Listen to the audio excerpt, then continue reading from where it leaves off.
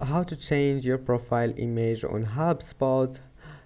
Easy and quick. Hello guys, in today's video I'm gonna show you how to change your profile picture. First open your browser, and now once you're here, click on your profile and then click profile and preferences, and here we'll find profile image. Click on it and then click upload image. Now click choose file, and that's it. Select any file you want here and then click save.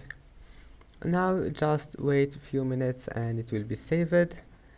Now just click here and it's saved. As you see, here's it. I mean, few seconds. And that's it. I hope that can help you, and that's it for today's video. Don't forget to like and don't forget to subscribe, and thank you for watching this video until the end, and see you in the next video.